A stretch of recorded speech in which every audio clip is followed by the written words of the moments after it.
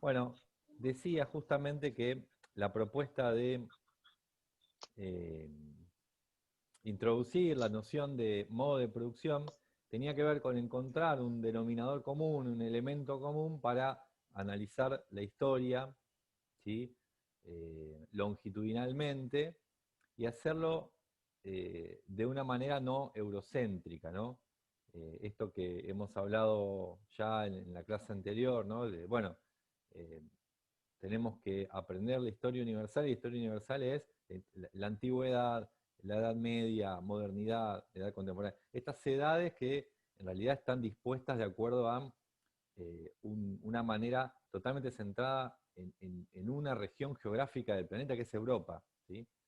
Eh, Bien, lo que vamos a tratar de ver es que esta categoría, esta noción de modos de producción nos puede servir para analizar eh, todas estas, epa, todas estas edades eh, que están, digamos, ahí dando vuelta, pero también otras realidades, ¿sí? Que están por fuera de esta mirada eurocéntrica y sobre todo nos permiten darle cierta carnadura a, a esta cosa de medio enciclopédica de, bueno, las civilizaciones antiguas, las civilizaciones del medioevo. Bueno, ¿qué son las civilizaciones? No son otra cosa que eh, las distintas formas de organizar, ¿sí? La producción de la vida social en cada momento histórico. ¿Bien?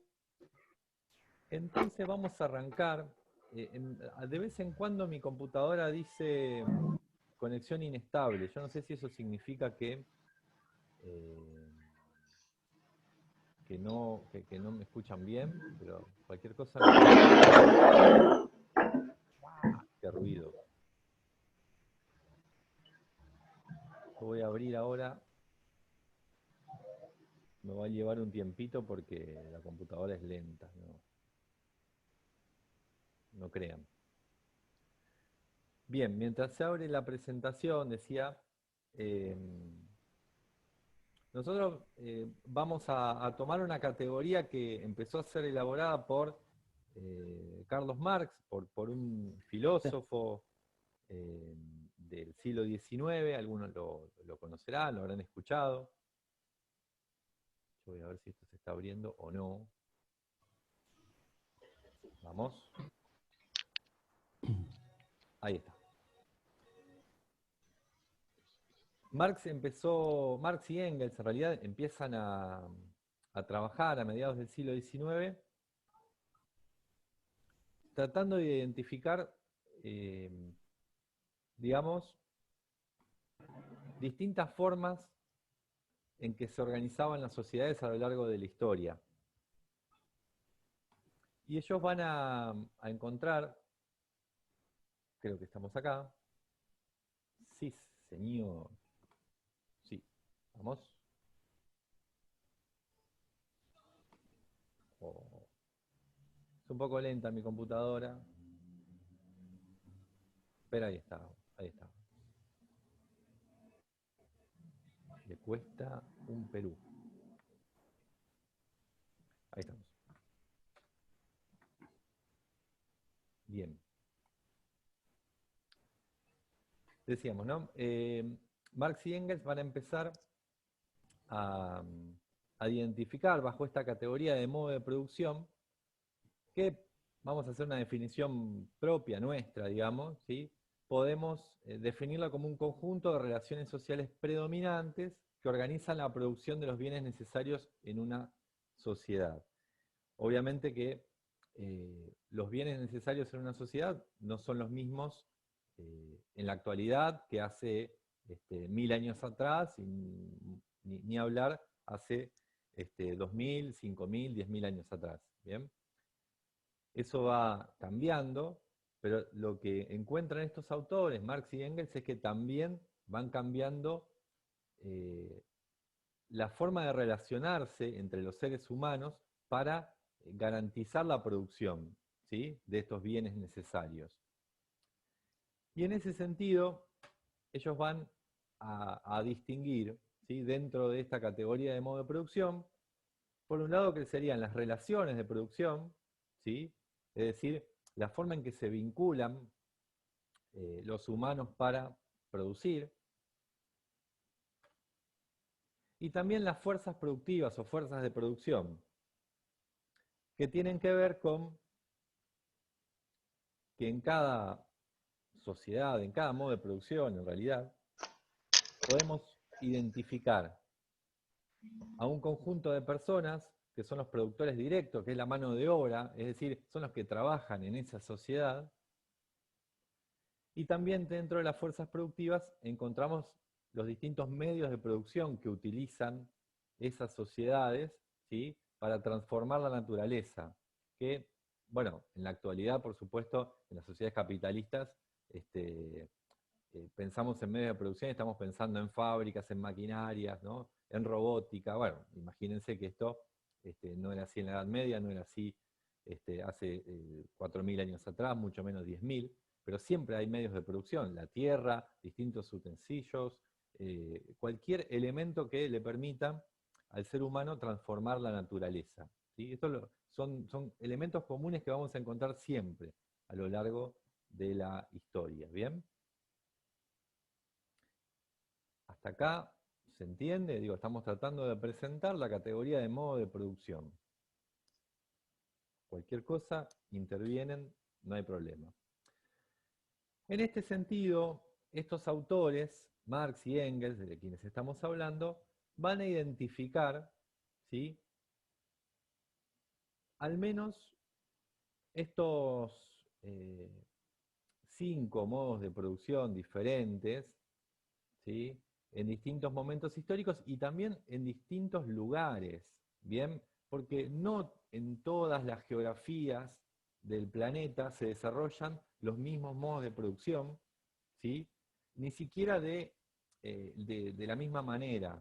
Es decir, para una mirada lineal de la historia, algo que queremos discutir en el texto con Facundo, ¿no?, que nosotros discutimos, en una mirada lineal de la historia, el primer modo de producción, es decir, el primer modo de asociación de las comunidades, que es la comunidad primitiva, una vez que se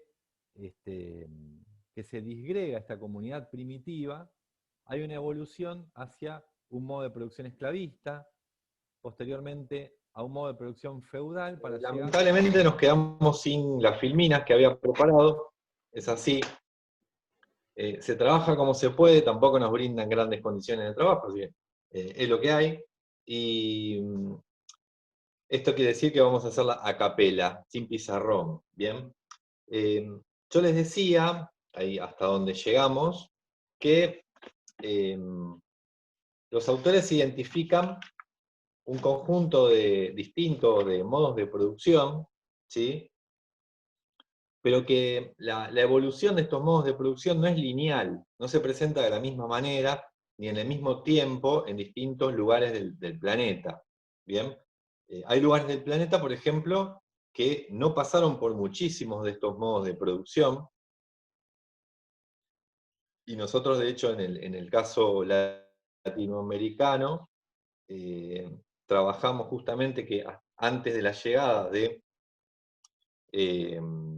antes de llegar de los europeos en 1492, antes de la conquista, en nuestro continente no existen ni un modo de producción esclavista, ni un modo de producción feudal, ¿sí? No hay nada de estos elementos, en buena medida, ¿sí?, como lo aclaramos ahí en el artículo, porque los sistemas de distribución del intercambio, ¿sí?, los sistemas de distribución del excedente, es decir, el excedente producido por una sociedad, en nuestro continente tenían una lógica de reciprocidad, ¿sí?, y sumado a la ausencia de la idea, el concepto de propiedad privada, hacen que en nuestra América, hasta antes de 1492, no existiera nada parecido al esclavismo, por ejemplo, ¿sí?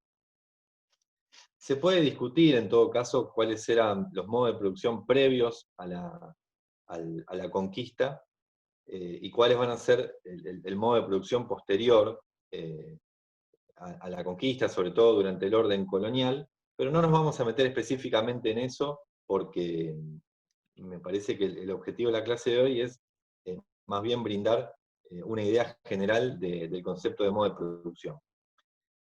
En este sentido, el primero de los modos de producción, ¿sí?, es el que los autores definen como comunidad primitiva o comunidad arcaica, y tiene como característica fundamental, ¿sí?, que no hay producción de un excedente. Es decir, son sociedades de autoconsumo, ¿sí? Los medios de producción, algo que repasaba en la primera parte antes de que se corte, los medios de producción son de propiedad colectiva, ¿sí? La tierra, en general, la tierra como principal medio de producción, es propiedad de la comunidad, ¿bien? ¿Qué quiere decir propiedad colectiva, propiedad comunitaria? Que obviamente no existe la propiedad individual, la propiedad privada, ¿no? Los bienes producidos se distribuyen de manera comunitaria también, ¿bien? A nadie le faltan estos bienes, y son sociedades, las del modo de producción del comunismo primitivo, que son, digamos, son las primeras formas de asociación para la organización de la producción, son sociedades de autoconsumo, ¿bien? Sociedades que no producen excedente. Y fundamentalmente donde vamos a encontrar una división social del trabajo muy poco desarrollada. ¿Qué quiere decir división social del trabajo poco desarrollada? Que no se especifica, no se especializa en sectores de la sociedad en algunas tareas determinadas. ¿Bien? Es decir, no hay un sector que se dedica, por ejemplo, a la guerra, con otro sector que se dedica al cultivo, con otro sector que se dedica a las tareas religiosas o políticas, ¿sí? En este tipo de sociedades de comunidad, de comunismo primitivo, ¿sí?, en estos modos de producción, la división social del trabajo está muy poco desarrollada. Es importante no ver en esto un hecho de, digo, podemos ver elementos de comunidad primitiva, incluso en varias de las, en varios de los pueblos americanos previo a la conquista de América, por ejemplo, ¿no? Lo cual está muy lejos de querer decir que en una mirada eurocéntrica tradicional nosotros lo que queríamos, bueno, eran comunidades muy atrasadas, ¿no? En realidad esto no tiene que ver con atraso o desarrollo o adelanto, ¿no? Tiene que ver con que son sociedades que disponen de todos los medios técnicos necesarios para subsistir, es decir, tienen el desarrollo técnico que les requiere su forma de vivir. Y de hecho tienen, por ejemplo, ¿sí?, una relación con la naturaleza de vínculo, de armonía y de respeto que en tal caso habría que analizar muy bien si no tiene elementos interesantes para pensar la actualidad, ¿no? Y sobre todo por el hecho de que el desarrollo de nuestras sociedades capitalistas en la actualidad ha llevado a la humanidad a un punto donde eh, se pone en crisis, se pone en riesgo la pervivencia de la naturaleza, que es de lo cual nosotros somos parte. Entonces, esta comunidad primitiva, estas primeras formas, ¿sí?, de organización social, estamos pensando en comunidades pequeñas también en cuanto a la cantidad de habitantes, porque en la medida en que estas sociedades se van agrandando en número también, la tendencia es justamente a que se produzca un proceso de división social del trabajo.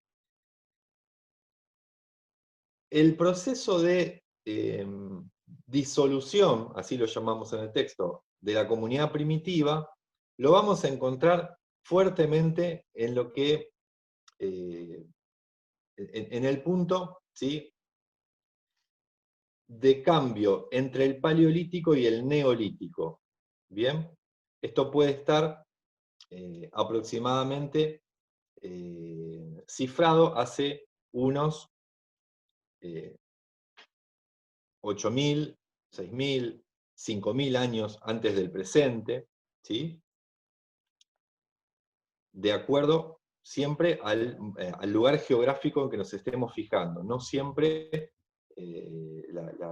estas edades, ¿sí? Estos momentos se dan de la misma manera en todos los lugares. Por eso también decimos que en nuestra América, de hecho lo vamos a ver en una clase en particular, en nuestra América, en nuestro continente, el Paleolítico se da en un momento posterior a lo que se da, por ejemplo, en Europa o en regiones del Oriente Medio. ¿Bien? Una vez que se disgrega esta comunidad primitiva, es decir, una vez que estas sociedades van creciendo en tamaño, en general, este paso del Paleolítico al Neolítico significó la raigambre de estas comunidades, el asentamiento de estas comunidades, que pasaron de ser cazadoras-recolectoras a sociedades agrícolas, ¿sí? Y con el afincamiento en un lugar específico, también se dio un proceso de división social del trabajo, en donde justamente estas comunidades comenzaron a especificar, especializar a distintos sectores de la sociedad en algunas tareas, ¿no? Esto se vio claramente en Medio Oriente, lo vamos a ver en particular la clase que viene, en el Oriente Próximo, ¿sí? Aproximadamente 3.500 años antes de Cristo, cuando hay un sector de la sociedad que va a ser el que domine política y religiosamente, ¿sí? A una comunidad de características agrícolas que produce excedente y que encuentra una forma de organización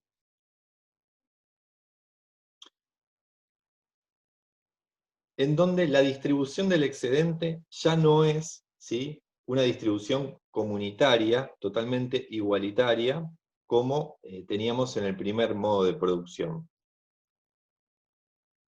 Lo que en el esquema que nosotros les presentamos figura como modo de producción asiático, es una de las formas en que se disgrega la comunidad primitiva, ¿sí? Ese modo de producción asiático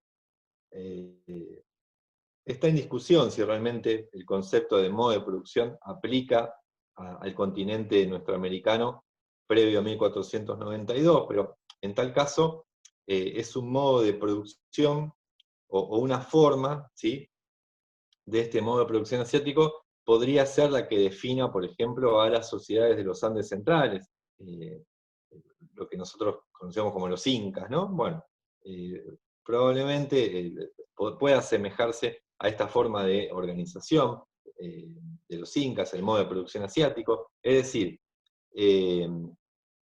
un modo de producción en donde la propiedad de la tierra, la propiedad del principal medio de producción, es una propiedad común, ¿sí? Hay propiedad estatal. Vamos a entrar con el mismo link, sí, con el mismo link volvemos a la clase.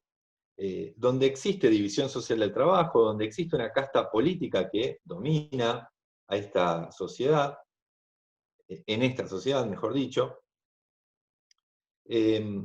donde se impone el pago de tributos a las comunidades que son incorporadas al Estado incaico, por ejemplo, estamos pensando en el Estado inca, pero distintas formas de este modo de producción asiático se van a desarrollar en continentes como África, como en Asia también, ¿sí?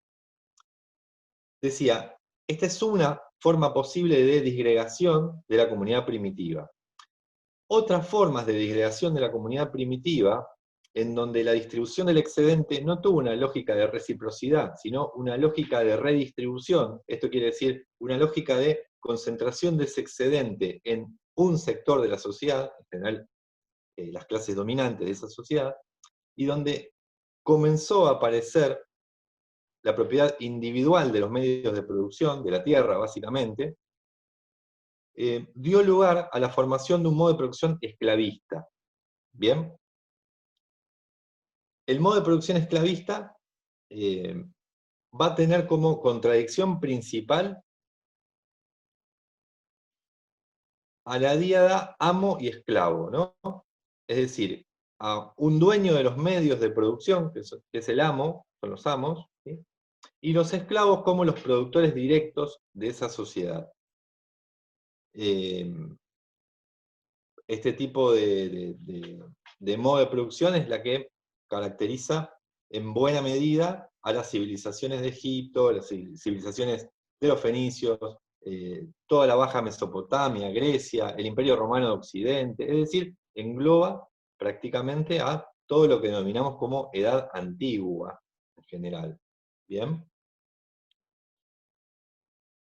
Pero llegado un momento, ¿sí? Y ahí retomando un poco el planteo que hacen Marx y Engels, llegado un momento, esta forma de organización social, que es el modo de producción esclavista, entra en contradicción las relaciones de producción con el desarrollo de las fuerzas productivas. ¿Se cortó? No, Fer, no se cortó, pero antes de que pases al siguiente, podríamos cortar, ¿no? Como para que no No, quedáramos a la sigamos, mitad. sigamos. Decía, en determinado momento, sí, ahora lo repito, en determinado momento estamos pensando el modo de producción esclavista, ¿bien? Las relaciones, ¿cuáles son las relaciones sociales de producción en este modo de producción? Las relaciones esclavas, ¿sí? Las relaciones en donde el amo es dueño de los medios de producción, y el medio de producción, ¿quién es? Un humano, un sujeto, ¿sí?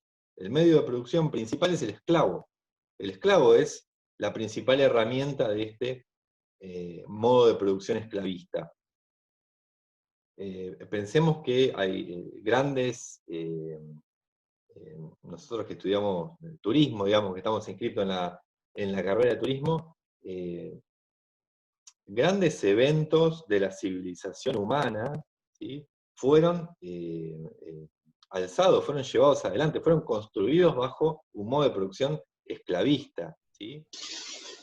Mientras, Bien. perdón, compañero, mientras Temoto pueda acotar Dale, algo, acoto una cuestión al tema que estuvimos trabajando en estos años, y me parece importante remarcar esto que comentaba Fer recién, más para, no sé, uno siempre tiene prejuicios, ¿no? Uno es un androide historiador y dice, bueno, la gente que estudia turismo, por ahí tiene una visión que a veces nada que ver, como nos sorprenden en general. Pero la idea de ver de esta manera la humanidad y sus fases, ¿no? Como intentaban verlo estos filósofos, estos sociólogos, fíjense cómo cambia totalmente la perspectiva, ¿no? Cómo corre el eje de la cuestión eurosituada y cómo corre el eje de la idea, mirá las pirámides, mirá lo que decía recién Fer. De pronto, cuando lo empezamos a ver con la categoría en modo de producción, ya no lo pienso yo, no van a ver de la misma manera las pirámides ni esas grandes construcciones. Porque uno va a tener en cuenta, como bien explicaba recién Fer, cómo se llevaron a cabo esas pirámides, qué relaciones sociales había atrás de esas construcciones, ¿no? ¿Qué elementos jerárquicos se desarrollaban, cómo estaba compuesto el Estado para que se desarrollen ese tipo de construcciones, ¿no? Y nos parece que correr el eje es una forma, por así decirlo, más justa para todas las regiones del planeta y para todos los humanos que habitaron este planeta. Así que bueno, a ver, ¿cuáles fueron las relaciones de producción? Y vamos a ver los procesos históricos mundiales a partir de esta idea, ¿no? O el Coliseo, ¿quién hizo el Coliseo, no?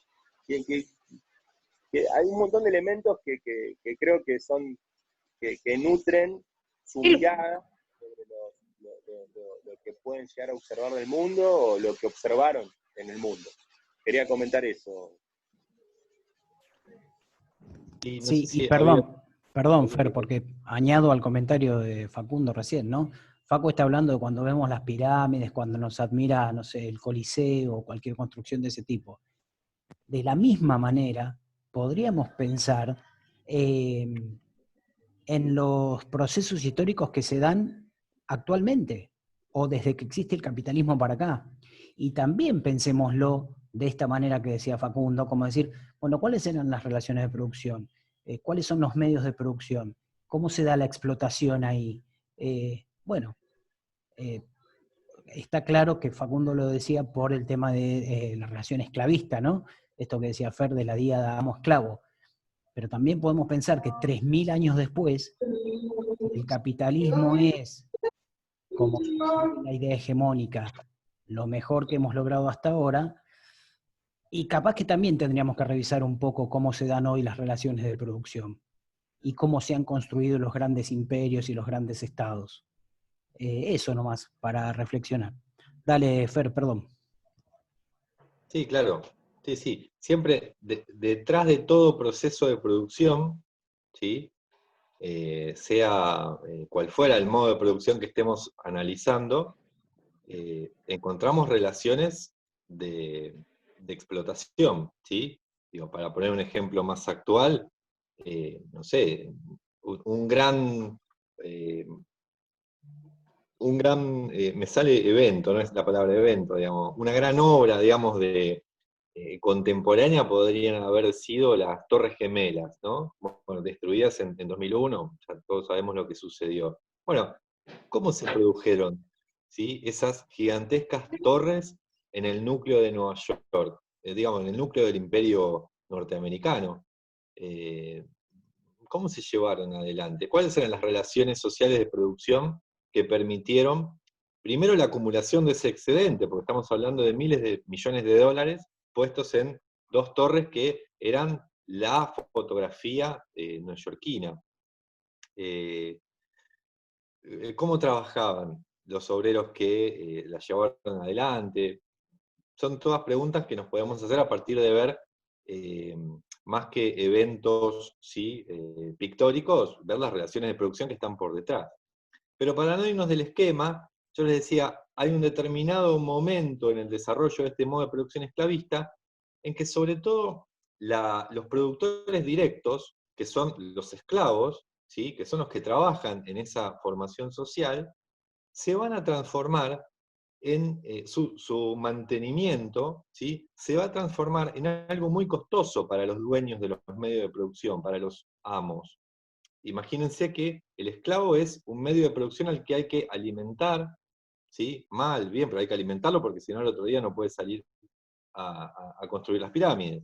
Hay que darle, digamos, hay que hospedarlo, ¿sí? Hay que mantenerlo. Y hay un momento en que justamente se va a convertir en un problema la manutención de los esclavos, por los cuales muchos de los esclavos, sobre todo los esclavos viejos, se van a empezar a liberar, ¿sí? Algunos van a comprar su propia libertad a partir de el ingreso de pagos monetarios o la posibilidad de trabajar por fuera de la relación esclavista para ganar, ¿sí? Algún elemento que después le permita comprar su propia libertad, ¿bien? Y estos esclavos libres van a ser, en buena medida, los que van a componer, en un proceso largo de transición, ¿sí? Los productores directos de un nuevo modo de producción, que va a ser el modo de producción feudal, ¿bien? En donde la díada que vamos a tener, digamos, la oposición principal entre dos grupos sociales, va a estar dado por el señor feudal, ¿sí? El dueño de la tierra, y el siervo de la gleba. Acá sí, esta idea de feudalismo está netamente eurocentrada. Feudalismo es Europa, nada más que Europa. No hay por fuera de Europa, en este periodo histórico que estamos analizando, es decir, entre el siglo V y el siglo XV, no hay feudalismo en otro lugar del planeta que no sea en Europa. Córranse 1 milímetro de Europa y no van a encontrar feudalismo. ¿Pero por qué es importante el feudalismo? Bueno, sin dudas, porque es desde este modo de producción, ¿sí?, y sus contradicciones internas, ¿sí?, de donde va a surgir posteriormente el modo de producción capitalista, que es el que empieza a expandirse a partir del siglo XVI y nos incorpora a nuestro continente con el proceso de conquista, pero no solo al continente latinoamericano, sino también a África y a Asia, ¿sí? A partir del siglo XVI, en el proceso de transición entre el feudalismo y el capitalismo, ¿sí?, este nuevo modo de producción capitalista es el que va a empezar con centro en Europa a expandirse hacia el resto del planeta. Una cuestión importante, ¿sí? En el modo de producción feudal, pero sobre todo en Europa, en la región del Mediterráneo, hay dos lugares en donde hay que poner el ojo, a partir del siglo XIII y el siglo XIV sobre todo. Dos lugares en Europa. Uno es la península ibérica, ¿sí? Venecia, Florencia, ¿bien? Otra es el Mediterráneo. ¿Lo dije bien? No, el Mediterráneo, Itálica, perdón. península itálica. Sí. La península itálica, donde, en el Mediterráneo justamente, ¿sí? Y otra es el sector de lo que hoy denominamos como Países Bajos, ¿sí? Sí, Holanda, ¿no?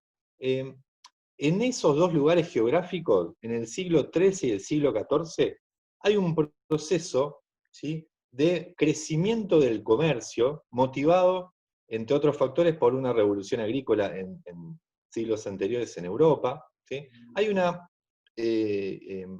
incremento de la actividad comercial que implica, ¿sí?, en buena medida, que las relaciones sociales del feudalismo ya estaban quedando un poco anacrónicas, ¿bien? Porque la actividad comercial no la llevaban adelante el señor, el señor feudal, sino un grupo de comerciantes, ¿sí?, que justamente son los que acaparaban esa actividad comercial, concentraban muchísimas riquezas, y en buena medida eso es lo que motiva el gran proceso de expansión digamos, de conocimiento de rutas marítimas, que en definitiva van a ser las que aprovecha Cristóbal Colón en su expedición de 1492, ¿sí? Cristóbal Colón sale, ¿sí?, el genovés que sale del Mediterráneo, de uno de estos sectores a los que nos estamos refiriendo. Y justamente este sector de comerciantes que se forma en la última etapa de la Edad Media va a conformar posteriormente, y luego de este periodo largo de transición, claro, el mercantilismo, dice Flor Fernández, porque a partir del siglo XVI podemos hablar de una etapa mercantilista dentro del modo de producción capitalista, ¿sí? Todavía no es una etapa industrial, que para eso recién vamos a asistir hacia fines del siglo XVIII, con la revolución industrial primero en Francia y luego en varios países de Europa. Pero decía, este sector de comerciantes que se forma en la última etapa de la Edad Media, van a ser justamente el sector social que luego se va a transformar en la clase dominante de una nueva formación social, de un nuevo modo de producción que es el capitalista. Estas clases dominantes van a ser la burguesía, ¿sí?, que vamos a encontrar en este nuevo modo de producción una nueva oposición entre dos grupos sociales, el burgués y el proletario. El burgués y el obrero, el capitalista y el obrero, ¿sí?, el trabajador. De nuevo, dueños de los medios de producción por un lado y productores directos, trabajadores directos por el otro. Fíjense solamente esto, un elemento que sin tener el pizarrón, sin poder compartir pantalla, es un poco difícil, pero les pido que ustedes tengan sobre la mesa este esquema que les presentamos de los distintos modos de producción. Si uno analiza, ¿sí?, siempre esto es lo que sucede en Europa, ¿no? En el modo de producción esclavista, la oposición amo-esclavo, fíjense que el esclavo es en sí mismo los medios de producción.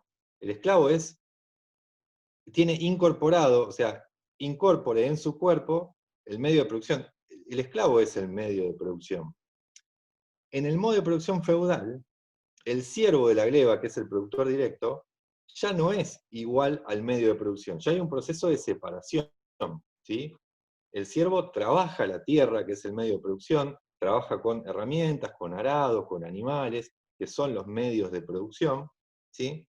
Y en el modo de producción capitalista, ese proceso de separación entre el productor directo y los medios de producción se termina de completar, porque fíjense que el obrero o el proletario, como lo quieran denominar, en el modo de producción capitalista, en las sociedades capitalistas en las que vivimos, está totalmente separado, escindido, ¿sí?, de los medios de producción, es decir, de la tierra, de las herramientas, en nuestra sociedad diríamos de las maquinarias, y es por esto, por estar el obrero, el proletario, el productor directo, totalmente separado de los medios de producción, que se ve en buena medida obligado, para su subsistencia, a vender su fuerza de trabajo, ¿sí?, como modo principal de reproducir su vida material. Las relaciones salariales de venta de la fuerza de trabajo son las relaciones sociales de producción por definición capitalista, ¿sí? La venta de la fuerza de trabajo es lo que vincula al capitalista con el obrero, ¿bien? Pero el obrero no tiene otra que vender su fuerza de trabajo porque está totalmente separado, escindido de los medios de producción. Y ese proceso histórico que nosotros vemos a lo largo de no solo siglos, sino de varios miles de años que van en este esquema que íbamos repasando, es el que llega hasta la actualidad. ¿Bien? Ahora bien, nosotros decíamos que esto es lo que sucede en Europa, que acá podemos encontrar, sobre todo con anterioridad a la invasión, a la conquista europea, es decir, del siglo XV para atrás, otros modos de producción diferentes, u otras formas de organización de las civilizaciones que habitan nuestro continente. Fíjense que digo habitan nuestro continente, ¿no? No estamos hablando en tiempo pasado. Bueno, esto es lo que vamos a analizar en alguna clase posterior, ¿sí? En una clase que va a dar Mauro, si no me equivoco, respecto de cuáles son esas civilizaciones, esas formas de organización social precolombinas, digamos, pre-llegada de los europeos a nuestro continente. En este sentido, yo acá voy a retomar algo de lo que plantea Eric Wolf en su texto, ¿sí? Él justamente habla de las conexiones, él de hecho hace mucho hincapié en esta idea de las conexiones, porque él lo que plantea, primero, una aclaración, no nos vamos a guiar por las definiciones que hace Wolf de los distintos modos de producción, porque él trabaja de otra manera, lo organiza de otra manera, ¿sí? Habla de modo de producción de parentesco, modo de producción tributario y modo de producción capitalista. Está hablando de lo mismo, ¿sí? De hecho es un análisis que parte desde el marxismo, que retoma los mismos autores, pero lo organiza diferente. Para no hacernos confusiones, no vamos a tomar esta terminología de Wolf, nos vamos a manejar más con el texto que les escribimos con Facundo, pero decía, Wolf da cuenta de que el modo de producción capitalista, ¿sí? Es un modo de producción que por su propia lógica de funcionamiento tiende a expandirse, ¿sí? Y en ese sentido, en ese proceso de expansión que se inicia a partir del siglo XVI, ¿sí? En ese proceso de expansión se van produciendo conexiones con otras formas de organización social, con otros modos de producción, ¿sí?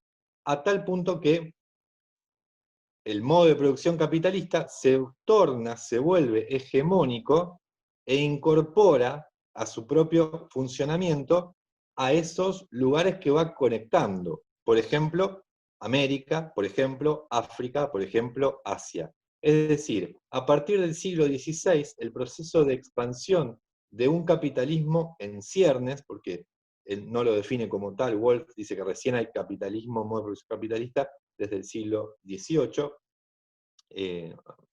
algo que podemos disentir, digamos, dice Wolff, este proceso de expansión, ¿sí?, que requiere la propia lógica de acumulación capitalista, ¿sí?, lo que va a ir haciendo es ir conectando e incorporando a otras regiones del planeta. ¿Bien? Esto es lo que intenta plantear con este término de conexiones, dando cuenta que, por supuesto, no hay una homogeneidad en los distintos modos de producción a lo largo de todo el planeta. Pero, si hoy, agosto del 2020, nosotros levantamos un poco la cabeza del apunte y miramos hacia nuestro alrededor, ¿cuál es el modo de producción que de Ushuaia a La Quiaca, desde la China hasta Estados Unidos, desde Groenlandia hasta los Alpes, vamos a encontrar en todo el planeta? El modo de producción capitalista. En la actualidad, sí, el modo de producción capitalista es el modo de producción hegemónico en todo el planeta. Y esto se logró fundamentalmente a partir de un fuerte proceso de globalización, es decir, de las últimas décadas del modo de producción capitalista, los últimos 40 o 50 años de nuestras sociedades capitalistas, en donde las relaciones de producción capitalista se volvieron las únicas y más hegemónicas a lo largo de todo el planeta, ¿sí? Valga la redundancia y la repetición de términos. ¿Bien?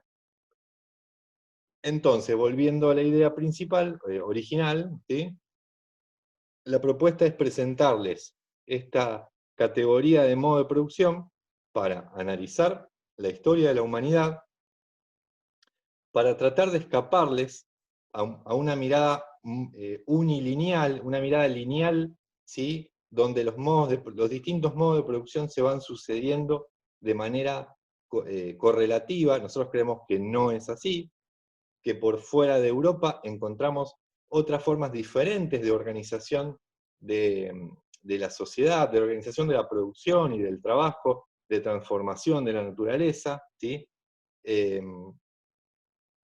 y que justamente nos ayudan a entender el desarrollo de las sociedades hasta llegar a la actualidad, en donde sí el modo de producción capitalista se torna hegemónico, dominante en todos los rincones del mundo.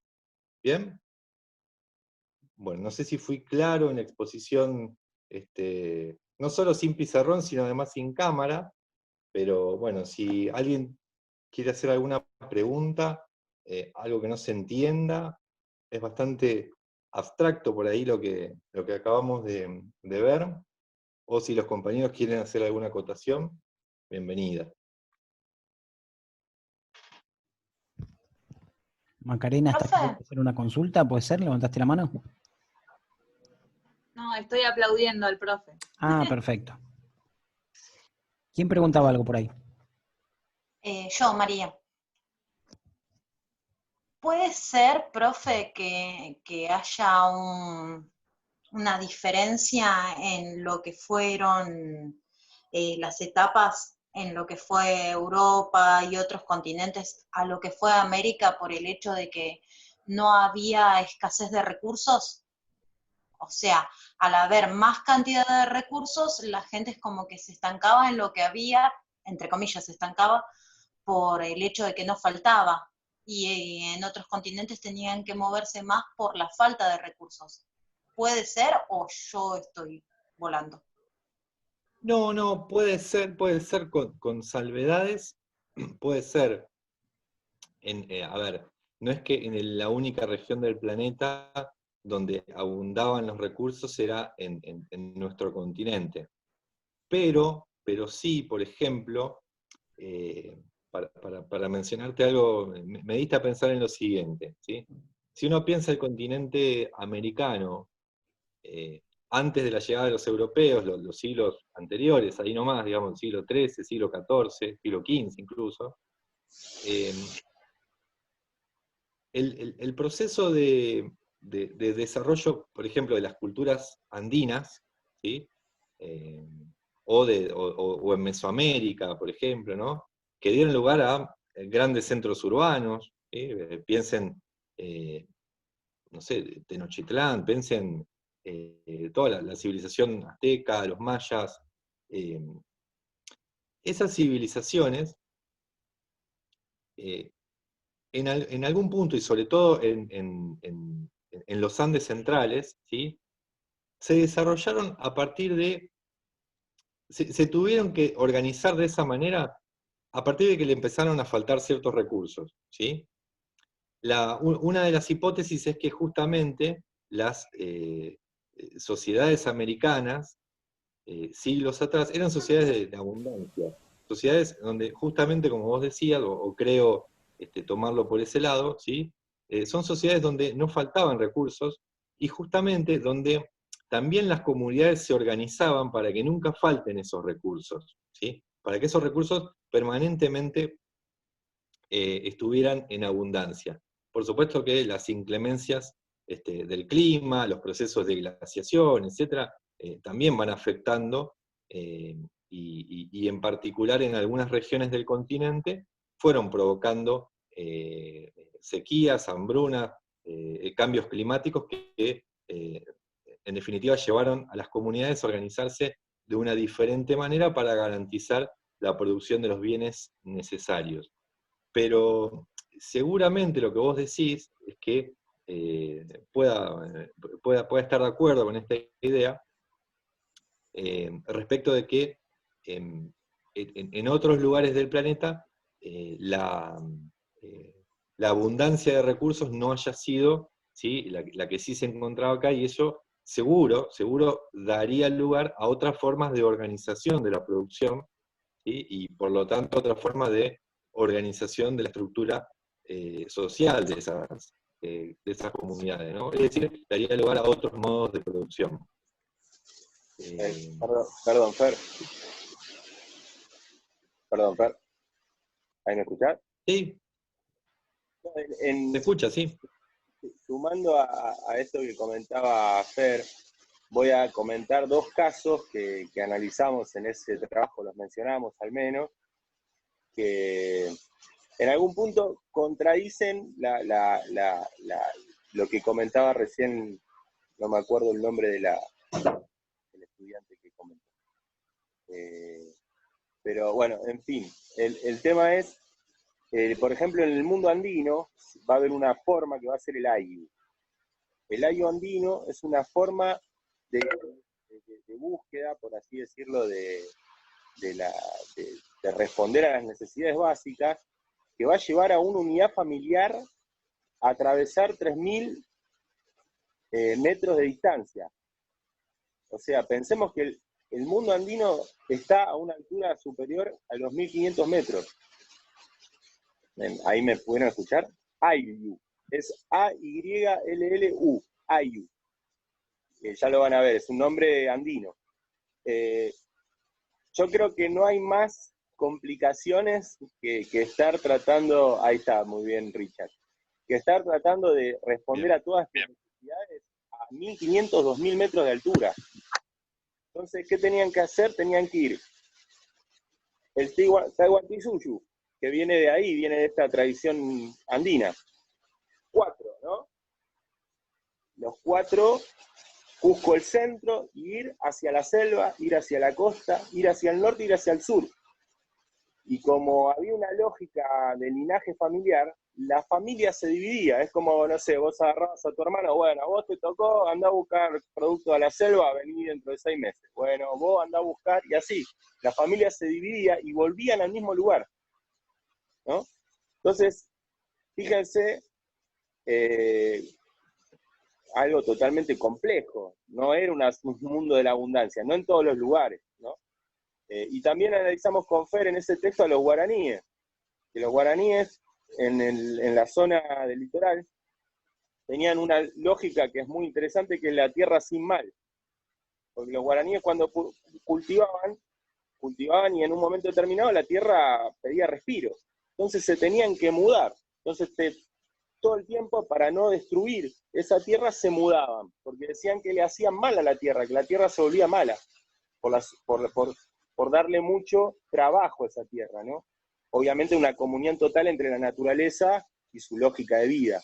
Pero ahí te estoy dando dos ejemplos muy complicados, en donde las sociedades americanas lograron, de alguna forma, con su organización, solventar, ¿no?, ese problema. Sí, agrego algo a esto que comentó María. Hay algo inherente a la ambición humana, podríamos decir, que tiene que ver con la apropiación de los recursos, y esto incluye aún hasta la incorporación de otras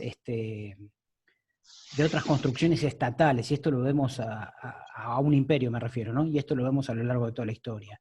Si vos, María, te referías a la relación con la naturaleza, por esto de las sociedades de la abundancia, habría que estudiarlo un poco mejor por ahí, pero si pensamos en los lugares que tradicionalmente se llaman las cunas de la civilización, esto es Mesopotamia asiática, ríos Tigris y Éufrates, o Egipto, Nilo. Son lugares que tenían abundancia. No lo pensemos en términos de cantidad. De América es mucho más rica naturalmente que esas regiones, porque la abundancia la tenían para desarrollarse. No obstante eso, a medida que se van desarrollando las llamadas sociedades hidráulicas allí, qué sé yo, comienza una lucha por la apropiación de distintos espacios, no porque no les alcanzara el propio, sino por algo que, como te digo, me parece que es inherente a la condición de las construcciones políticas estatales que hemos hecho los hombres a lo largo de la historia, ¿no?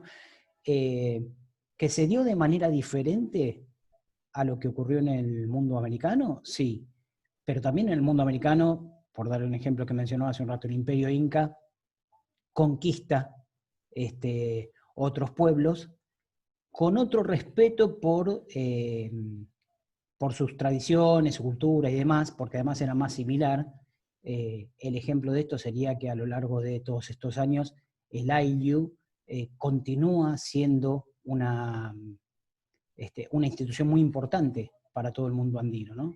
Cuando lo que ocurre en Egipto y Mesopotamia es una apropiación, sí, con todas las características que tiene un imperio y demás, pero además con un sojuzgamiento y esclavización de otros pueblos conquistados, diferente a lo que ocurrió en el mundo andino. Pero quizás hay también, además, algo de esto que digo, de esta condición humana, digamos, del sojuzgamiento, de la apropiación de otros espacios y hasta otras personas. Digo, no pensemos solamente en la abundancia como una de las condiciones, qué sé yo.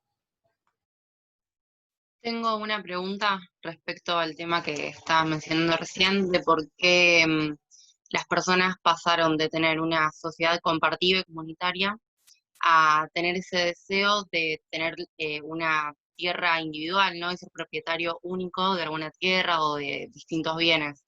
¿En qué momento sucedió ese quiebre entre eso que compartían entre sí las comunidades al deseo de individual de ser propietario de algo o incluso tener hasta esclavos? Sí, acá... el motivo principal, ¿cuál sería? Fiore, me meto acá. Yo voy a sacar la palabra deseo de ahí, ¿está? No es que... Y tampoco diría que es algo propio de la naturaleza humana, ¿no?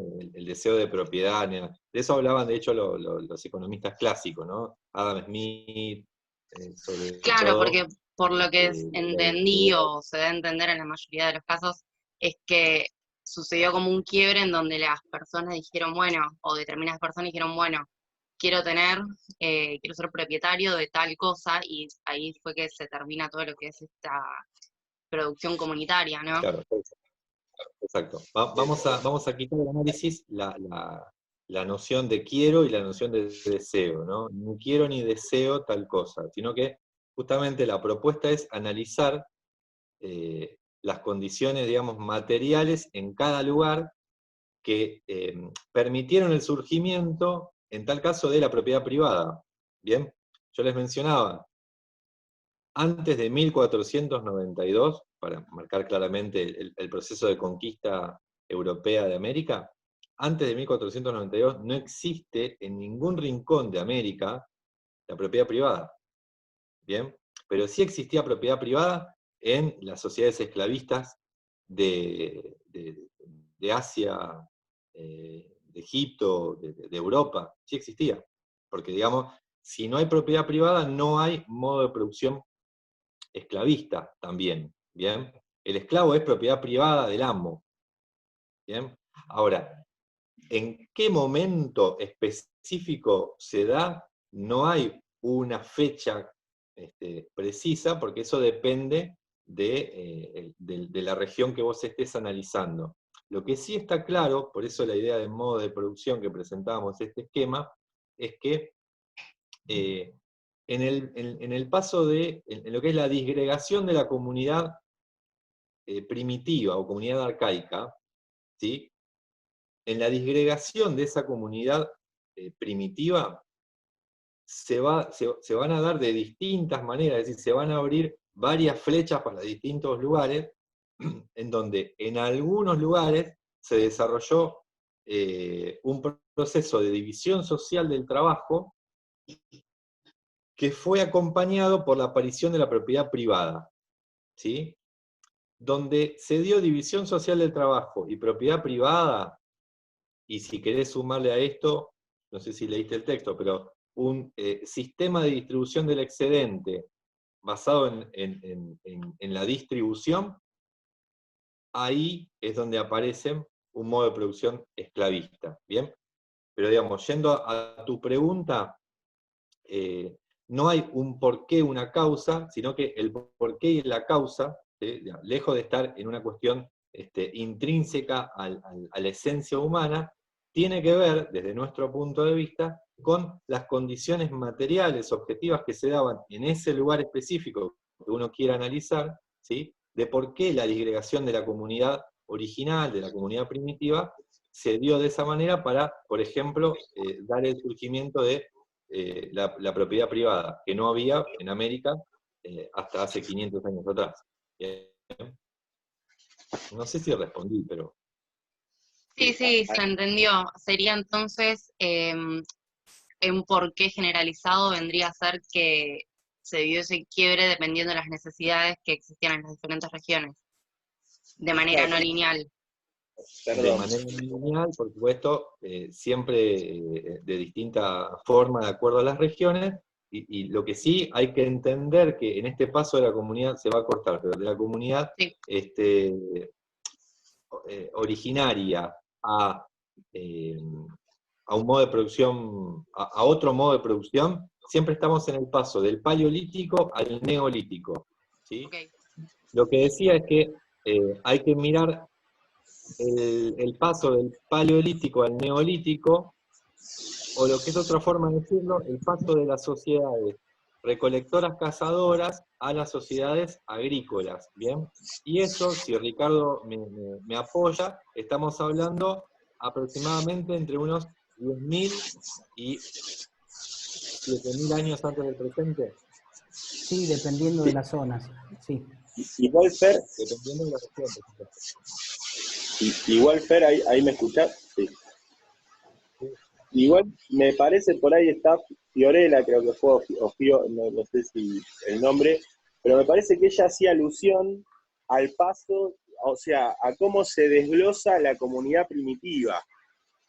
Que eso me parece más, que estaría, no sé cómo decirlo, que no se dio de forma, incluso en comunidades que todavía siguen manteniendo la lógica comunitaria. Hoy en el planeta, las comunidades siguen existiendo, no se evaporó eso, no es que hubo esto en contra de todo lo que pensaron los grandes clásicos de la economía, como decía Fer, no hubo ni deseo ni no. De hecho, hasta podemos hacer un trabajo. Hay algunos pensadores que dicen que en las lógicas cooperativistas y colectivistas hay elementos de la comunidad que perviven. Entonces, o es de alguna forma hacen un embrollo, más bien algunos pensadores anarquistas, ¿no? Algunos de esos que piensan de forma bastante diferente, ¿no? a estos clásicos, señalan que ahí también hay elementos que tienen que ver con esa comunidad. Y como decía Richard antes, la comunidad del Ayllu existe. O sea, para decirlo en otros términos, no es inmanente, Fer lo dijo, ¿no? Pero para subrayarlo, no es inmanente del humano tener el deseo de obtener la propiedad privada. No es, en todo el mundo no ocurre lo mismo, y por otro lado también tendríamos, ya lo vamos a ver, que ese paso a la propiedad privada, lamentablemente, vino de la mano de una explotación, en muchos casos, que ya vamos a analizar. Porque algunos pasaron a la propiedad y otros no pasaron a la propiedad al día de hoy. Es más, si hago un recuento de votos, debe haber más inquilinos que propietarios en este sitio. Sí, Fiore, también tu pregunta me parece que tiene que ver con una concepción que nos cuesta mucho erradicar, que tiene que ver con la visión tradicional de la historia, lo que hablábamos la clase pasada, esa línea de tiempo que decíamos, tan establecida que la vemos desde que empezamos primer año en la secundaria, que tiene una prehistoria, una edad antigua, una edad media, y que dice, en este año, en este minuto, cambiamos de tal a cual. Bueno, Claro, yo me refería a eso, porque Exacto. creo que la mayoría estamos muy acostumbrados a leer ese tipo de historia. Entonces yo, por Exacto. ejemplo, no asocié que hoy en día siguen existiendo ese tipo de comunidades. Automáticamente lo tuve en cuenta como que todo es capitalismo, todo hizo un quiebre, todos quieren ser propietarios, y cuesta salir de eso. En esa línea de tiempo tradicional, vos ves que el neolítico, el paso del paleolítico al neolítico, se da 7 o 8 mil años antes de Cristo, ponele, ¿no? Todos los días se encuentran cosas nuevas, qué sé yo, ahora dicen que hace un poco más de tiempo. Pero esto, estamos hablando de Mesopotamia, cuando hablamos de estas regiones, o de Egipto. Y bueno, ¿y qué pasó en América? Bueno, en esa línea de tiempo, en ese momento, América no existe. Para esa línea de tiempo, América vive en la prehistoria hasta, qué sé yo, cuando encontraron las primeras letras en América. ¿Se entiende lo que estoy diciendo, gente? Tenemos que tratar de estudiar los procesos históricos sin atarnos a esa línea de tiempo, tomándola solamente como referencia porque nos sirve como punto de referencia porque es la que conocemos, pero teniendo en cuenta que hay muchas variaciones y que esa línea de tiempo es una convención arbitraria respecto a lo que fue la historia. Y nosotros estamos viendo todos los días acá en clase ejemplos que dicen que esa línea de tiempo no nos sirve para todo. Hay pueblos hoy en la actualidad que no forman parte de la historia porque son ágrafos, esto es que no tienen escritura. Hay pueblos que no forman parte del sistema capitalista, porque pervive la comunidad, la propiedad comunal. Entonces todo tiene un pero, todo tiene otra forma de mirarlo, de la que cuesta salir, por supuesto. Es lo que vamos a tratar de ir acostumbrándonos a salir de esto. Bien, no sé si hay más preguntas, cosas para ampliar.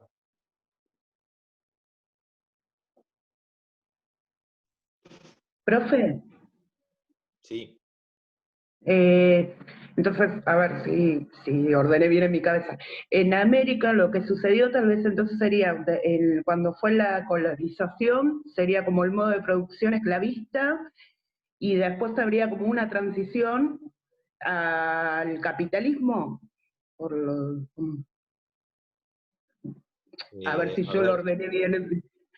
Sí. Como, no sé, después de que empezaran el proceso de la independencia, que empezaran a ver las naciones, como que pasó a ser, de a poco, fue la transición también al capitalismo.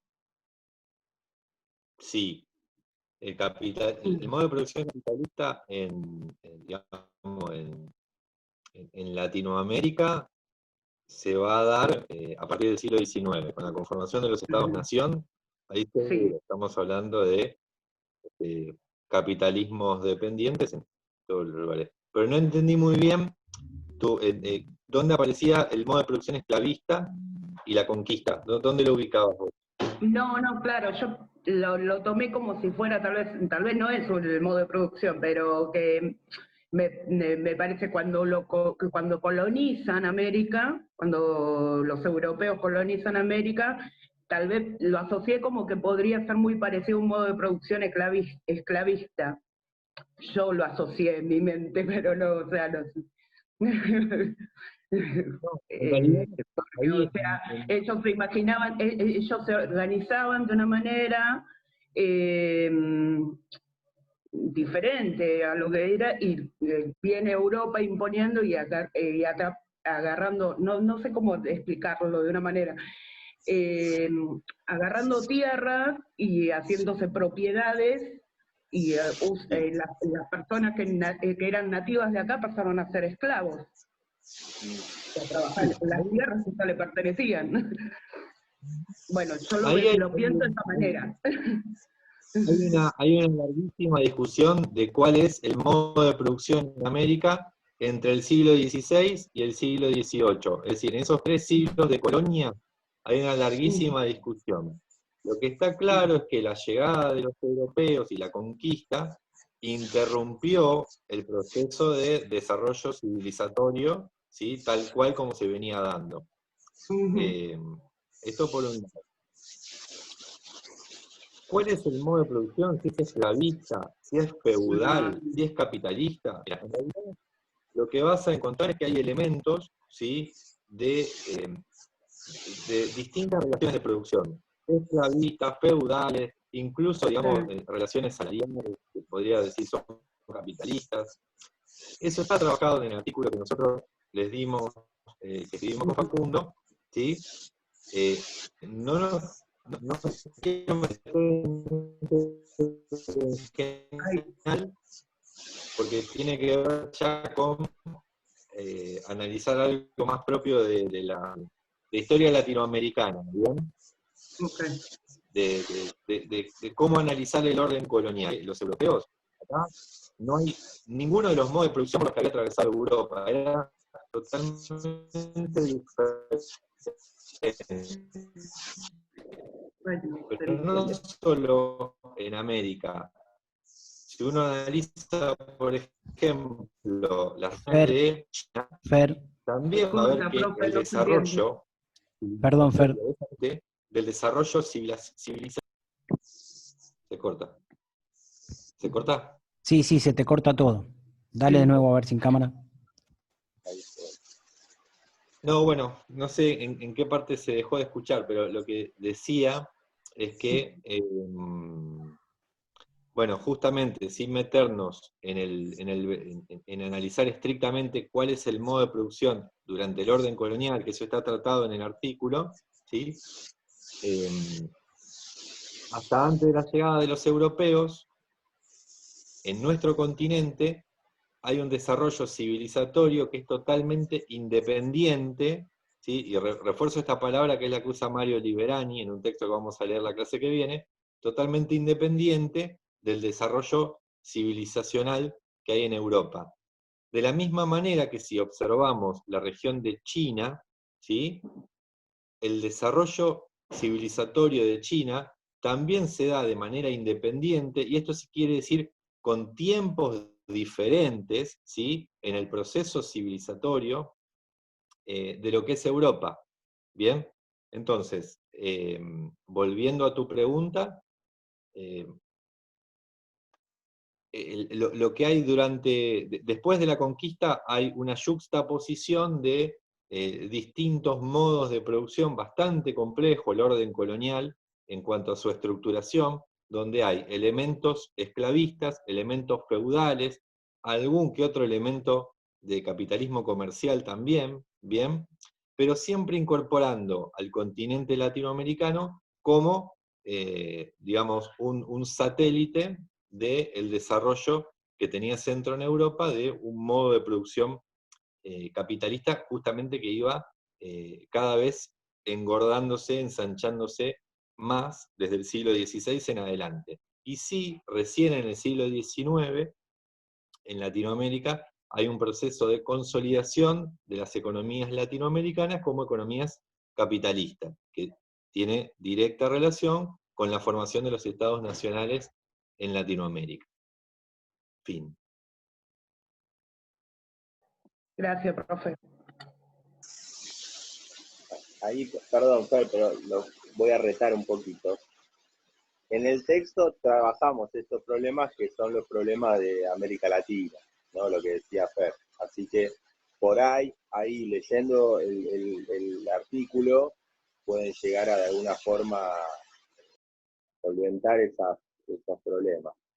Por ejemplo, en el artículo aparece que la comunidad pervive de otra forma, pero las comunidades no desaparecen con la época colonial. La colonia española aprovecha el trabajo de la comunidad. Algo que uno dice, ¿se terminó la comunidad? No, no se terminó. Dejaron las comunidades que siguieron existiendo. Para que vean la complejidad de lo que decía Fer, la compleja estructura económica, social que traen los europeos a estas tierras, ¿no? Simplemente eso, era el reto nada más, retarlos un poco para que lean, pero nada más que eso. Perdón, pero igual era más es como un pensamiento mío más personal, digamos, ¿sí? Porque yo también pienso que en la actualidad también siguen habiendo comunidades que, en mi pensamiento personal, que sigue habiendo en la actualidad comunidades como que están fuera del capitalismo, ¿sí? No sé cómo explicarlo.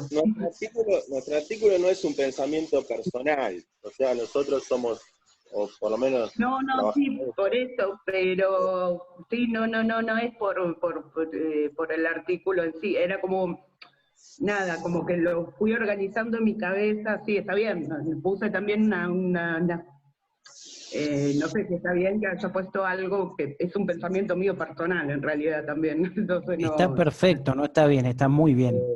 Está muy bien.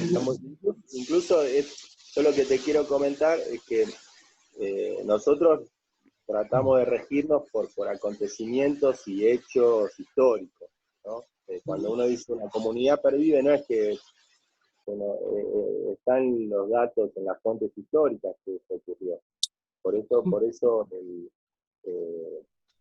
digamos, cuando uno va a la historia, medio se ve otras cosas, ¿no? Y esto, básicamente es eso lo que comentamos hoy, o comentó Fer, sobre la categoría modo de producción. Cuando uno va a la historia, ve que las fases, las etapas que planteó Europa no se dan en América, se da otra cosa. Y por eso tenemos que reordenar toda nuestra cabeza y todo el estudio, nuestro estudio de otra manera. Porque esto que está en la enciclopedia, incluso, fíjense lo que decimos nosotros, la periodicidad que está en Wikipedia, que es algo así como la Biblia del siglo XXI, está mal. A nosotros no nos viene bien, no nos entendemos con esa periodicidad. Eso es lo que estamos hablando. Por eso les anticipamos que esta materia les va a romper la cabeza. Es como en ese sentido. En ese sentido sí, lo vamos a hacer luchar contra lo establecido. Porque no porque nosotros seamos raros, hay muchos raros como nosotros que vienen diciendo esto hace mucho, desde América, ¿no? Desde América hay muchos que vienen diciendo esto, ¿no? El tema que todavía el centro es Europa o el Atlántico Norte, como lo quieran ver. Pero bueno, perdón, a mí por eso, pero me encanta eso, de que te rompan la cabeza, que te vuele la cabeza, que saque con el pensamiento como que veníamos de base desde el primario, más o menos. que te huelen, no sé, yo relacionaba temas que tal vez ahora estoy viendo también en el seminario de Derechos Humanos y Justicia, y que también me voló la cabeza en un montón de cosas de dónde proviene cada los derechos humanos, y relacionarlo también con esto, como que me vuela la cabeza. Eso, me parece genial, me encanta. Nada, por eso fue una acotación más bien personal, perdón. Ojalá le sirvamos para eso. No tiene que ver exactamente con el tema de la clase, pero no quería dejar sin responder una pregunta en el chat de Macarena. Yo no sé exactamente qué pueblos ágrafos existen hoy, Macarena. Sé que hay pueblos ágrafos en África, en América. No te puedo decir cuáles son, dónde se sitúan, cómo se llaman. No sé si mis compañeros pueden dar algún dato más. Pero existen. Y son los que alguna vez llamó pueblos sin historia, simplemente porque no escriben.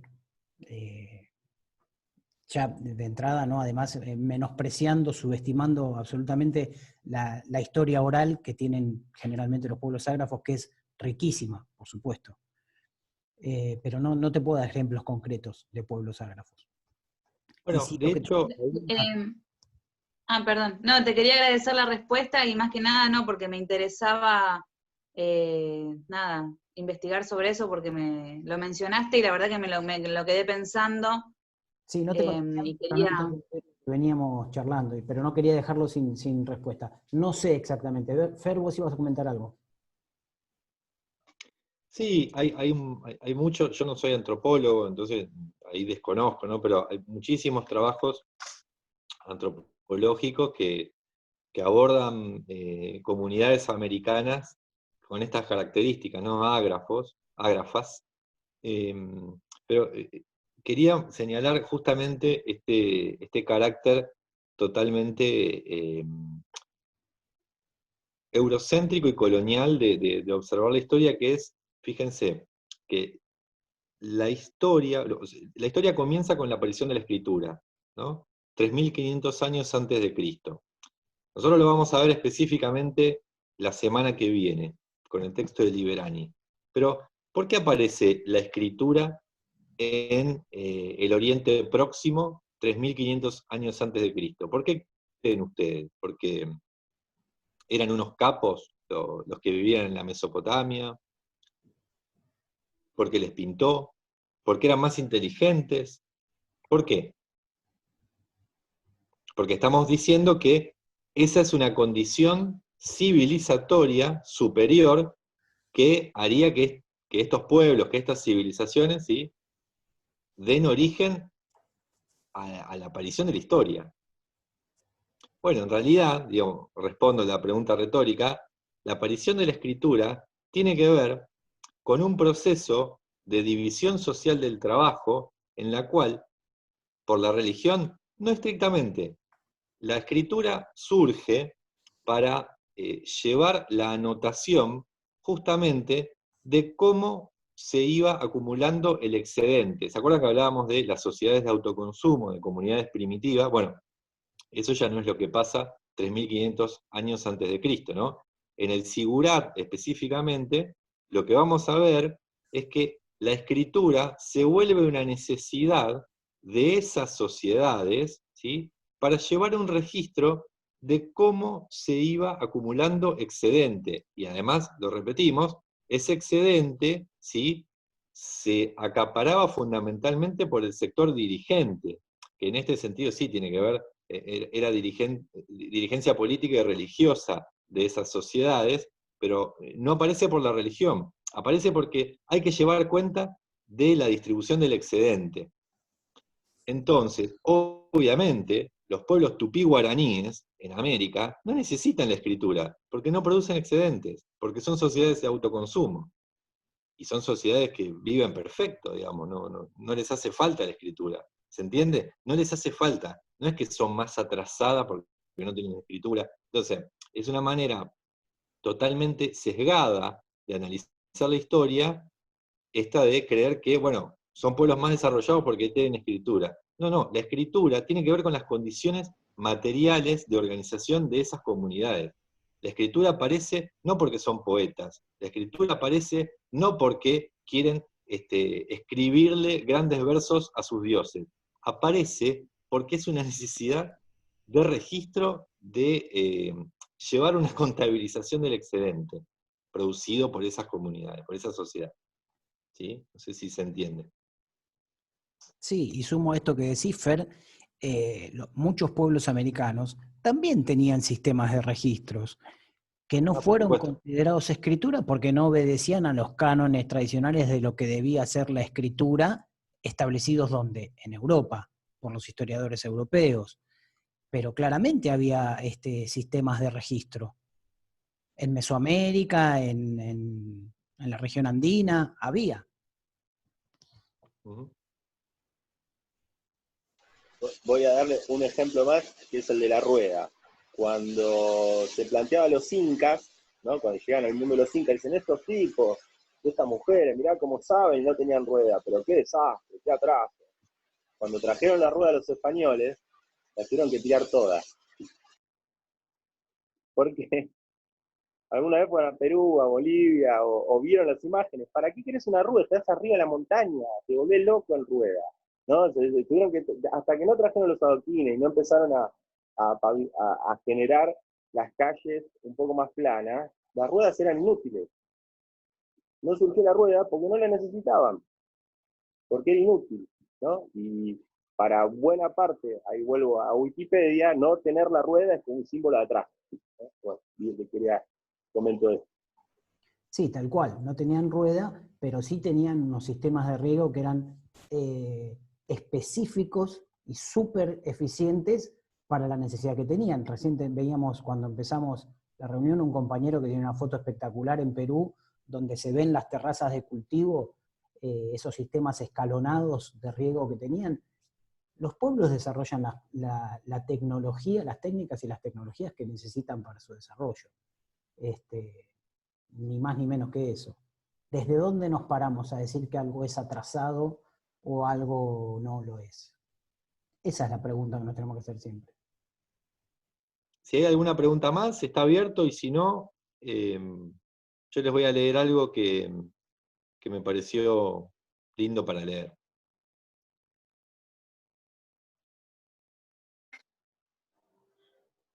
Profe, Sí, en algún momento de mi vida, no recuerdo bien dónde fue o cómo fue, pero se me dijo o lo leí de que el número 5 romano era por conteo, por eso lo recordé, era para contar el ganado, eran 4 palitos y el quinto cortaba.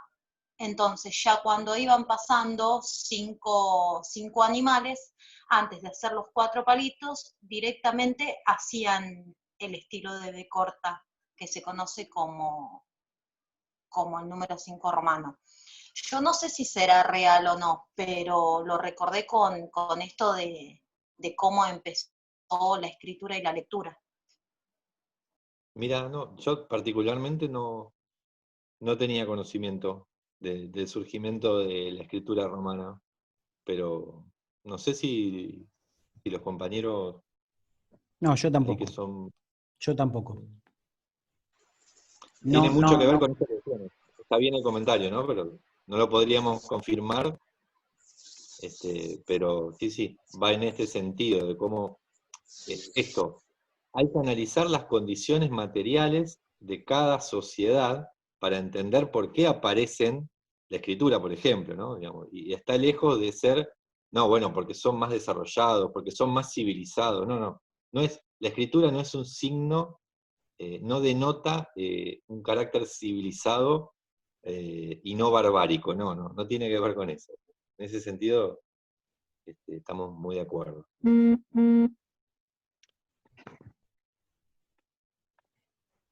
Bueno, gente, ¿alguna pregunta más o voy a leerles lo que tenía preparado?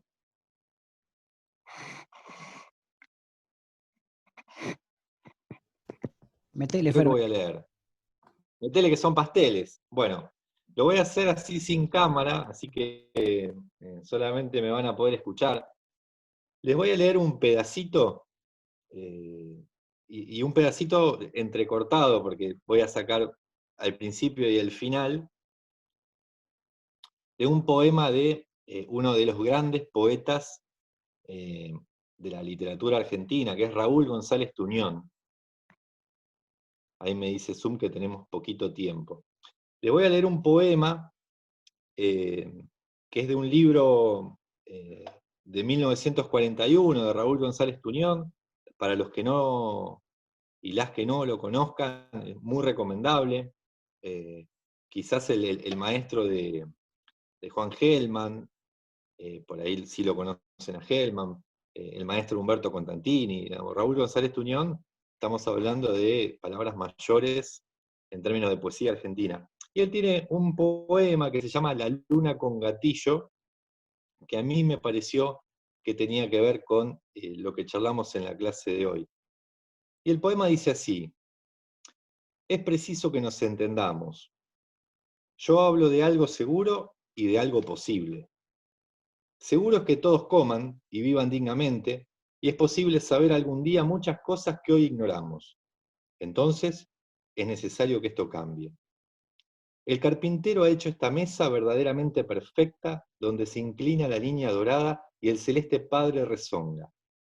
Un ebanista, un albañil, un herrero, un zapatero, también saben lo suyo. El minero baja a la mina, al fondo de la estrella muerta. El campesino siembra y ciega la estrella ya resucitada. Todo sería maravilloso si cada cual viviera dignamente. Un poema no es una mesa, ni un pan, ni un muro, ni una silla, ni una bota. Con una mesa, con un pan, con un muro, con una silla, con una bota, no se puede cambiar el mundo. Una carabina, con un libro, eso es posible. No puedo cruzarme de brazos e interrogar ahora al vacío. Me rodean la indignidad y el desprecio. Me amenazan la cárcel y el hambre. No me dejaré sobornar. No, no se puede ser libre enteramente, ni estrictamente digno ahora, cuando el chacal está a la puerta, esperando que nuestra carne caiga podrida. Subiré al cielo, le pondré gatillo a la luna, y desde arriba fusilaré al mundo, suavemente, para que esto cambie de una vez. Bueno, este es un fragmentito de La luna con gatillo, del gran Raúl González Tuñón. ¿Sí? Hablando un poco de estos productores directos, estos que ponen el laburo en las sociedades en las que vivimos, y no siempre logran vivir dignamente, ¿no? No siempre logramos que en nuestras sociedades se viva dignamente. Y quizás ese es el objetivo, en todo caso, para pensar en la humanidad, o por lo menos así lo veía el gran Raúl González Tuñón. Bueno, gente, ahora sí prendo la cámara para despedirnos. La semana que viene van a tener ustedes colgada la clase, ¿sí? Porque la clase sincrónica va a ser en otra comisión, y vamos a poner los materiales disponibles de lectura, y vamos siguiendo así como venimos hasta ahora, en este sentido. Disculpen las interrupciones y las falencias tecnológicas, pero bueno, es lo que hay, es lo que tenemos. ¿Sí? Bueno, buena semana, buen finde y buenas noches. Hasta luego. Hasta la próxima. Buenas noches. Chao. Chao, hasta luego. Muy buena clase, profes. Muchas gracias. Chao. Gracias.